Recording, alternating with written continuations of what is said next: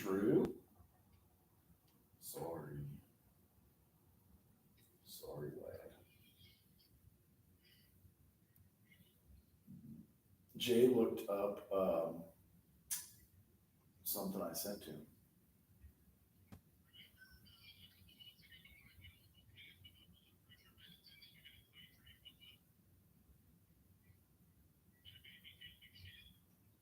Yeah.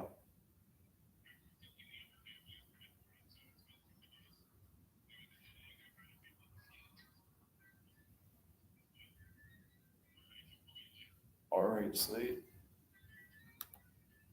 So let's continue our lifespan development series. And in this particular lesson, we're going to talk about physical and cognitive development in early childhood. So early childhood oftentimes is referred to as the preschool years. So let's go into that. Now, when we talk about some of the physical changes that occur, we see changes in height and weight. So on average, we tend to see growth of about 2.5 inches and 5 to 7 pounds per year during early childhood. Now, it's important to note that growth patterns do vary individually. So the rate of growth will differ across individuals, across cultures, and so forth. Now, there are other factors that are related to height differences, things like ethnic origin and nutrition are factors at play here. We also need to understand that the brain is continuing to develop. So brain growth slows down, but by 6 years old, it's about 95% of the adult volume. And then in terms of brain structure, we see increased myelination, we see growth spurts, especially in the frontal lobe. Now, as we talk about gross and fine motor abilities, we mentioned that gross motor skills or gross motor abilities are the abilities to move one's whole body or large muscle groups, right? So when we look at it, we see that we have simple movements at the age of 3, more adventurous movements by 4, and what we call hair-raising risks by 5. That's when the kid is climbing the fence and jumping down. That's when the kid is, running on ice and sliding, things like that. Now, in terms of fine motor skills, the fine motor skills tend to be a little bit clumsy or uncoordinated at first, but you do get greater improvement of fine motor skills by 4 and 5 years old. Now, fine motor skills were discrete parts of the body. In terms of sleep, children are supposed to get about 11 to 13 hours each night without interruption. So 11 to 13 hours, some people might seem, wow, that's a lot. I thought kids are supposed to only get 8 hours of sleep. Well, what you're seeing is it actually depends on the age of the child. At this point, because of there's so much brain growth and whatnot, you want to make sure that they get adequate sleep. Now, other sleep problems that can emerge in this time period of the preschool years, we can see narcolepsy, falling asleep spontaneously without prompting. We can see insomnia, and we can see childhood nightmares. Now, in terms of nutrition and exercise, in the United States, we have a high rate of obesity. There is a large amount of people who are either overweight, obese, or morbidly obese. And that can create some serious health problems in early childhood related to potentially diabetes and things like that. Now, in terms of who is overweight and whatnot, we see that 11% of people between the ages of 2 and 19 are obese, 10% are overweight, and then 38% are at risk for being overweight. I will tell you that the rate is going up. It's about 1 in 3 children who are either overweight, obese, or morbidly obese at this point. That's what the statistics suggest. We have the second highest childhood obesity rates. And then in terms of industrialized nations, we're number 1 in obesity overall. Now, exercise should be encouraged daily, and I understand as we get older, we may not have the time to do exercise daily, but at this age, between 3 and 5, kids should be exercising daily. Now, malnutrition is also a problem. Malnutrition is a problem throughout the world, and it's also a problem in low-income communities. So if we look at preschool children, about 11 million preschool children experience malnutrition. And if not for the meals that they eat in school, they would even be further malnourished, right? And one of the biggest things is an iron deficiency. And if you have an iron deficiency or anemia, you can be tired, weak, lethargic, unmotivated. You got distractions, can't focus, things of that nature.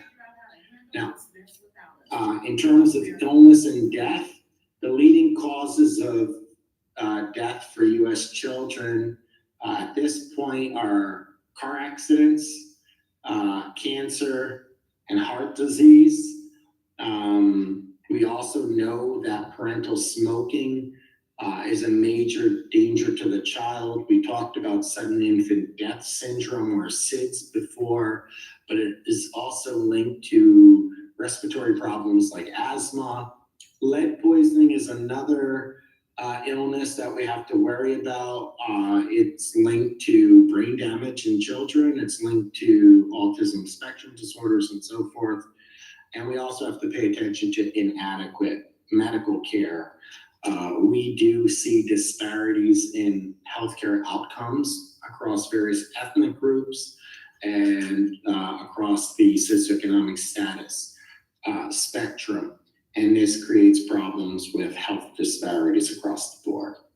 So if we were to look at the rates of or percentage of children between the ages of 1 and 4, you can see the number 1 cause automobile accidents. Now, if I cannot impress upon you enough, please get a car seat. Please strap your kids in to the car seat. Please make sure it's properly secured, because all of these factors could save a life, right? So we talked about the top 3, but the pneumonia and the flu could be an issue. Bacterial factors can be an issue.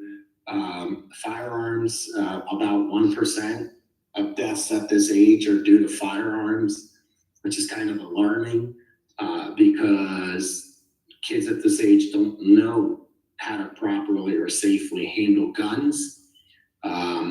It's something for us to think about as a society. Now, in terms of illness and death, so the healthcare issues in the United States and Western nations are different than in the developing world or third world countries, right? So mortality rate. How you doing? I'm good. You ready for Thanksgiving yet? Yeah.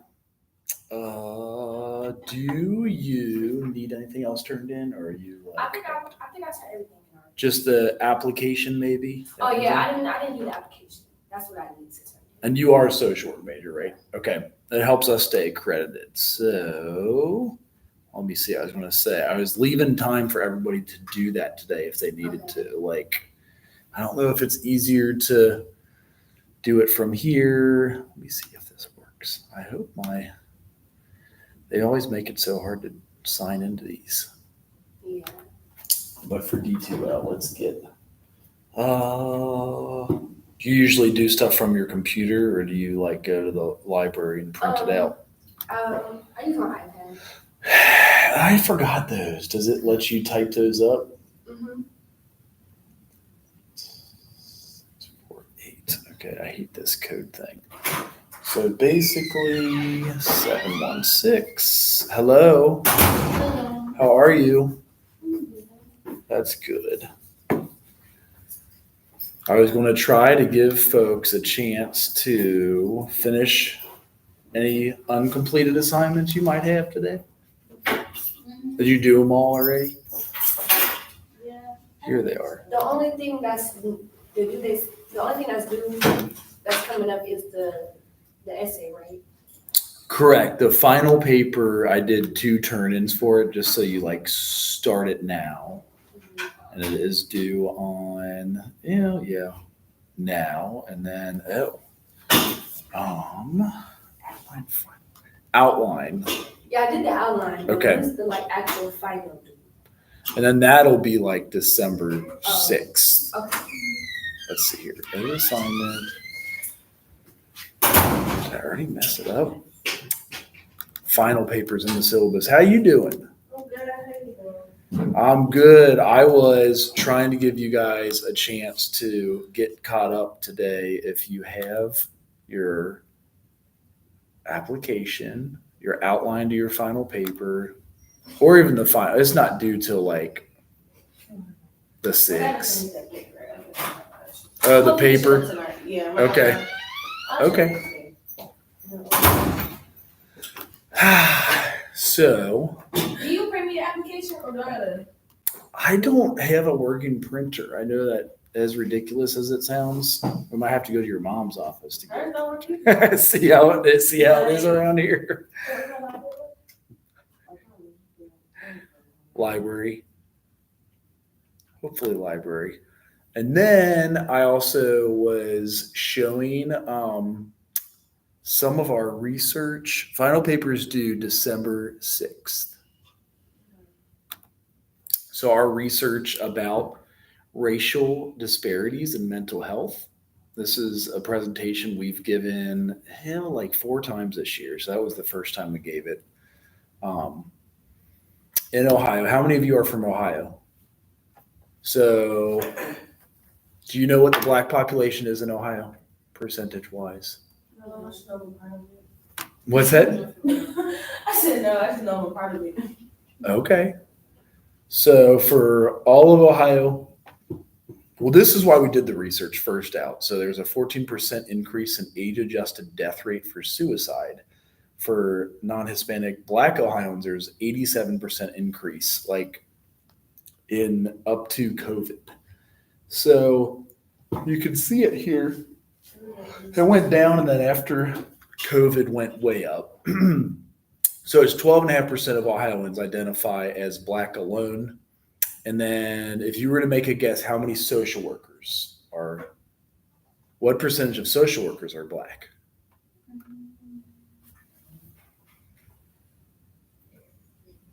That's like 15. It is, let me see here.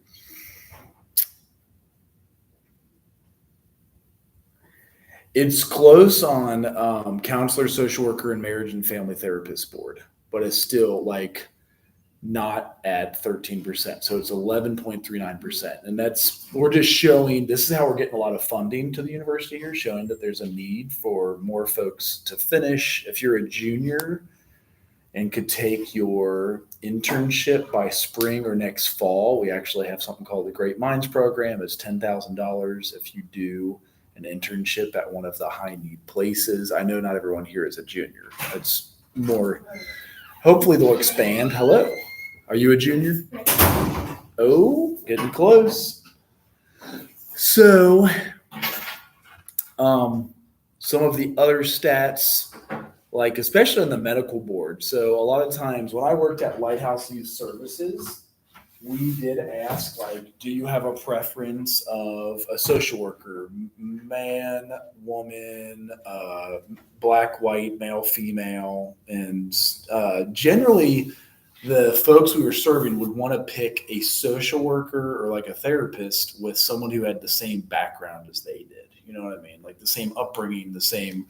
And that's why if we are not matching in the state of Ohio the percentage of folks that are in social work similar to the population, we want to have more graduates from here. So with this presentation, we've given it across the state and even kind of across state lines now too. We want to improve engagement of BIPOC communities in planning and decision making. Does anybody know what BIPOC stands for? I didn't until recently, so you don't have to know it off the top of your head.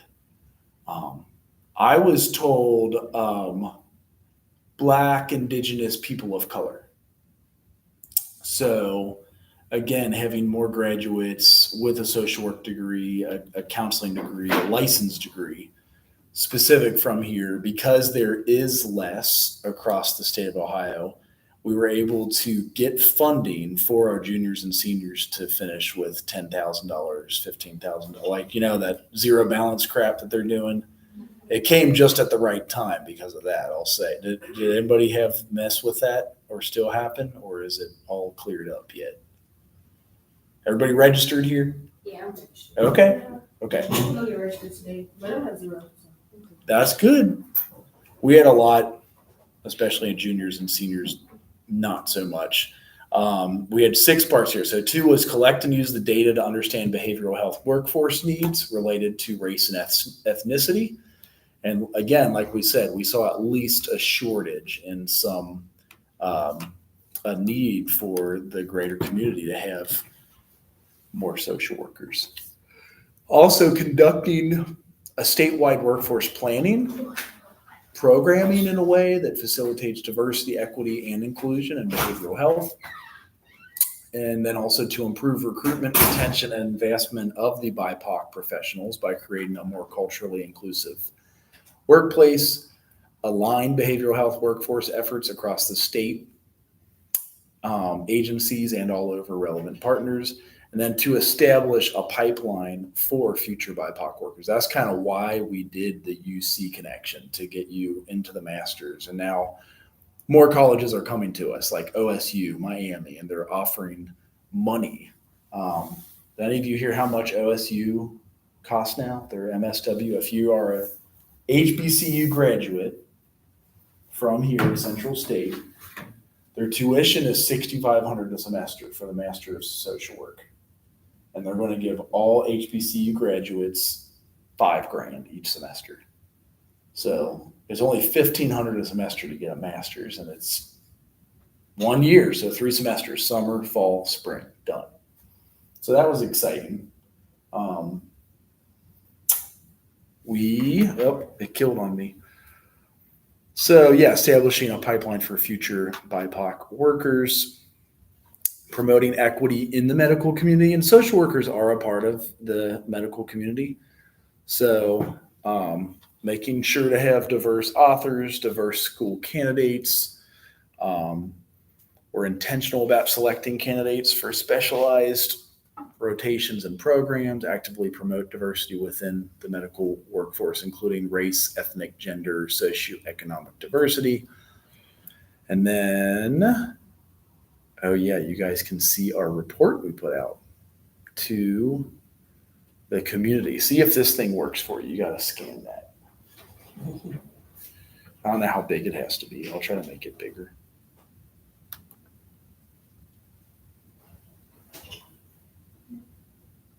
Does that any bigger? What's that? Move my big ass head. So we've done report 1 and 2. We're finishing up our data on report 3, which is, you scan that. We're doing more presentations on it. Like I said, we got, for the Great Minds this year, we got $300,000 for all seniors and juniors that are finishing up. We also got something called the Behavioral Health Workforce Expansion Program. That was another $200,000.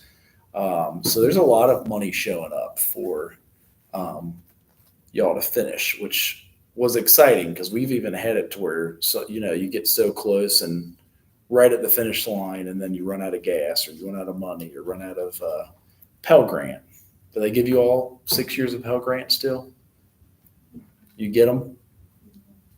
So that is our research. That's why we want to keep this place accredited. If you are a social work major, just be sure to get in your application. So if you haven't done your social work application as of yet, I wanted to give you time to do it today. Even if you copy it and paste it into Word and type it up from the library, however you get it done. So making sure those things are open on here. That one. And then any other presentations you guys have to give still yet? Good. And then, The only thing I'm missing is the final paper. oh, right. Yes. And that is about you. So like that should flow good and well. I know, I didn't know how to write my outline, so like, I was just gonna type a few paragraphs. Yeah, that's fine. I mean, it even could be like growing up, so you went to school, you went to graduation, graduation rate, like stuff of that nature. And yeah, this, I know it seems like a weird one, but this is how we stay accredited. So it is on our website in, like just on centralstate.edu. So you go in, you can download it. If you copy PDF, paste it in, type it up, and we will set up an interview for you guys so we get it done. Any questions at this point? That's Is good. it more, only thing I care, question about is the, from the paper, is it like, where am I supposed to go to get like papers over? Cause I took a picture and I love, say when you talking about it. Oh yeah, I need some more. the snippet inside of the syllabus. Yeah. It's right in the dead center of the syllabus. So if you go in, here's your syllabus. That's the contract you guys get. And then you go to that paper. There it is. So final paper, ethnographic study of one's family of origin. And this, again, all these assignments we keep have stayed the same. This is what has kept us accredited for so many years and get y'all to skip out on 1 year of grad school. Each student will write a case report about his or her family of origin. Students are to study and cite relevant literature. So use the book and the PowerPoints related to your family's culture, ethnicity. So write a paper reviewing your experiences and your family's experiences, and the use of using your eco map. So you guys get to dig out like our first two assignments, eco map and culturegram assessment. So you can cite those. Your paper should address significant issues and life events that you and your family experienced, the effects those events and issues had on you, like just your development in general. And then things you could have is address sexuality, drugs, peer pressure, body image, family dynamics, or how did issues of diversity affect you growing up? Show how the theories can be used to explain your behavior. And there's a list and even like an example of one. I would say the most common in social work is actually the ecological theory. So if you go in and you type in Uri Brofenbrenner's ecological theory, that's where you're going to get the most holistic theory. But you could use psychodynamic, psychosocial, social learning theory, cognitive, or biological theory. Here's an example. You might want to discuss how social learning theory may explain your involvement with certain friends. It is 6 to 8. I'll show you the best way, and I always show you guys this, to get your APA citations at the end. Just go to like scholar.google.com, and you could type in any theory or something of that nature where, so you go here, and then in scholar.google.com do ecological theory.